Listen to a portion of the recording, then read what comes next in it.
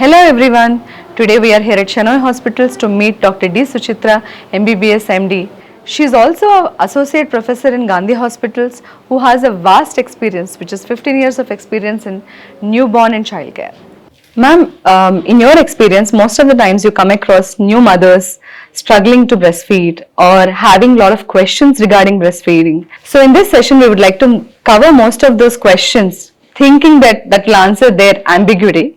So going ahead, I'll ask you a few questions. So what are the 3 types of breast milk, ma'am? Yeah, basically that's a good question that we start up with. See, breastfeeding is something that is a natural thing that God has given to every mother. It's a gift to every mother. True. So we should know what are the things that they should give. And usually there is a practice that initial milk, whatever comes out, immediately after the delivery, they discard that. That's a natural practice over the ages they do. Okay. Thinking that it is not the milk, it is only white in color, it's not like pure milk. So with some secretions, they want to clear it off. But problem is that has a lot of things to do with the baby. It is the first immunization we consider it. Over the ages, the practices have been stopped now. And this first milk, whatever is not white in color, but it's something creamy and it's yellowish, creamy, and it's just milk. They should understand that it is milk. It's milk means we always think it should be white, it should be clear. True. So it is not that. It is a colostrum, what we call. Okay. And that is the first vaccination also we consider for the babies. So this is the first milk. And then the next 2 milks what we discuss is, one is a watery thing. See, when a breast is emptied, initial few minutes it will be like clear watery. True. It won't be the white. White, yes. So this is the fore milk what we call. And later comes the hind milk, what we have is a thick milk. Okay. So this initial watery kind of thing, this will drench the thirst of the baby. Yes. So it has only the vitamins and water soluble things. Whereas the hind milk, which is thick and which is white in color, it is rich of protein and more of the fats. Okay. So which is for the building of the body and growth of the baby. Okay. So we have to see that all the 3 types of milk have to be given to the baby. Okay. So baby should not be deprived of any of these 3 things. Yes. So first mother, first time when they come, they may not be knowing. But as they go through the next delivery or the next pregnancy, it becomes easy, they'll come to know. So we want to initiate this for the first child itself. Yes, that is so nice, ma'am, because because while you're saying it reminds me of this one interview given by one spiritual guru in Telugu, Chaganti Koteswara garu. You must have heard of his name. So he gave a small interview on this yellow milk, right after the delivery, and what kind of immunity that gives, to the kids. And most of the doctors, when they're inducing that to the mothers, they often forget and they remove it and they keep it aside. Yes. But that is the real, as you said, that is the first vaccination that is induced into that, mothers, into the babies. Into the babies from the mother. So awareness about these 3 milks will help every new mother to take care of their child in a much better way. So I think this is a very useful information for all the mothers, ma'am, out there. And what are the 5 advantages of this breast milk, ma'am? Like when we give or take by the new infants, what do you think on that? Yeah, definitely. It's advantages to mother as well and also to the newborn.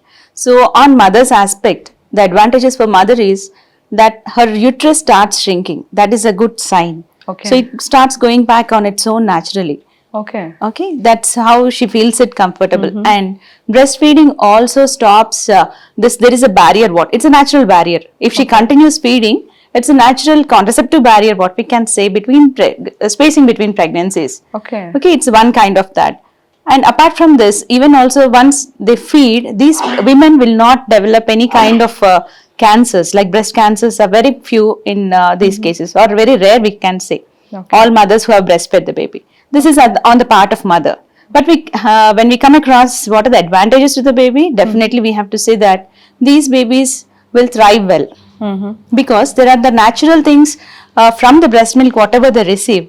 It's for the neurodevelopment as well as the body development. Okay. So milk is definitely, it is not only a species specific but human specific also. Yeah. Okay, so whenever a mother feeds, that relations, that bonds, that contacts also will be with the baby. So the bonding between mother and baby will be really going better. Though it was there in utero with the cord, but once they come out with the breastfeeding, that bonding lasts longer.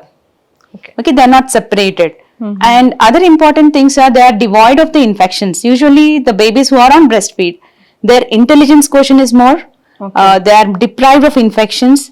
They grow better, they understand better, and they can perform well. That's their outcomes are good. So nowadays, because everybody is more showing more interest in having children who are genius. So genius is not the thing, but we want a healthy child. True. To have a healthy, happy family. True. So to have a happy child, definitely they need to think on this perspective, because most of them are working women. They find it difficult. True. But they can express and keep, and definitely it will help them. Okay, ma'am, you said that breastfeeding is directly related to shrinking of the uterus, and how important is that, that uterus should shrink within the specific time period? That's the bleeding is a postpartum bleeding is more in mother. So once the sucking starts, at the breast, if the baby is at the breast, the hormones are released. So the hormones, it is a neuroendocrine reflex, what we call. So when the reflexes are there, so automatically shrinking of the uterine muscles occur and it settles back, and the bleeding also stops. Because this is another cause for anemia in the mother again. So she has to take care of herself while breastfeeding. Yes. And also this natural shrinking of uterus, is it something related to taking some kind of poison, some kind of bad blood out of your system or something? No, it's not a bad blood or something. But see, it's a process about all this time, whatever the menses, usually monthly it happens, the menstrual cycles happen, that is all stored because the baby is growing inside, it needs it. So once the baby comes out and the placenta is also expelled out, so automatically that has to start shrinking. We start giving some medications and start make the uterus, or we give some massages and make the uterus to contract. But the natural way God has given us is, if the baby sucks at the breast, automatically your hormones are there and they are doing the action. That is really nice. And also you said that it acts as a contraceptive? Yes, there is definitely, because of this the hormones will be balancing, and you don't have that problem of having conception at earliest, because the release of the cycle, there is a release of your ova and all will be delayed because of the action. So there will be it's a kind of natural contraception, we call it. So the prolonged period of breastfeeding is equivalent to that. But definitely, yes, when the milk expulsion or when the milk excretions comes down, that is when they usually conceive. Ma'am, is it also true, something related to the same thing that you just said? Is it really true that once you conceive, you deliver, and the chances of getting pregnant is really high? That's what I'm saying. It is not just based on that. There are multiple factors that act there. It is like it acts as a barrier. That doesn't mean that because a mother is feeding that she will not get pregnant. Because her cycles will be delayed because of the hormonal imbalance. When cycles are delayed, there is no production of the ova. So that is how the natural process will be like a barrier. That's good information, because I also have few things on my mind because I'm also a mother. So I understand most of the things that I relate myself to them. And what do you suggest these new mothers, like new era new mothers who wants to breastfeed? They save their milk, they store it. So what do you recommend them? What are the steps that they need to take to store that milk at home? One good thing is, we come to know that storing the milk will not because it's not like the other milk which we store gets spoiled or something. See, mother's milk, when expressed and stored, in case if she's getting excess, she can store it. That has to be taken care, that she has to store them in the steel containers, not in the plastic containers, because there are certain immunoglobulins which will be attracted to the plastic walls of the containers. So not in a plastic. Always see that they will be in a steel container. So apart from that, material is important, and also the storage. Mother's milk can be stored at the room temperature, which in a moderate climate day, that is up to 4 to 6 hours. But if the temperature is hot outside, because our country, usually this is the time that we think about it, milk may get spoiled. So that time we can just keep it in the refrigerator. So when you keep in refrigerator, let's say normal shelf of the refrigerator, normal racks of the refrigerator, that can be used for 24 hours. But really, if you want to store that for a longer period, So that has to be kept in a deep freezer. Deep freezer at -20, it can be stored up to 3 months, 3 to 6 also. What? Absolutely. And once you remove that, you need not heat it or boil it. But what you can do is you can Leave it just in the room temperature. leave it in room temperature or in a bowl of water where it is warm. You can just place it there. It gets to normal temperature. 3 to 6 months. Absolutely. If it is frozen. Absolutely. Wow. Okay. If there is a temperature maintenance there, definitely you can store and give. That's what we are saying. It's a natural thing. Rather than going for products and all, this is a natural thing. And also it has all the immunoglobulins, immunity maintaining products in it. Of course. That's what. Ma'am, what do you suggest those mothers who try their level best but they don't succeed in giving the breast milk to the kid? Maybe the position or maybe the kids are unable to Yes. take Baby is hold not of able to it. latch it. Latch it. See, it's a natural process. Once the baby is delivered out, if you just leave on abdomen, it starts crawling onto the area where it has to go and attach to. Okay. So that's a natural process actually. And lactation failure is, we call it as lactation failure where the baby is not able to. Okay. So there are few things that we have to consider here. And mother should understand that she can feed the baby. Sometimes because of some conditions, if the baby is kept in an ICU for a few hours or few days, even then she can feed.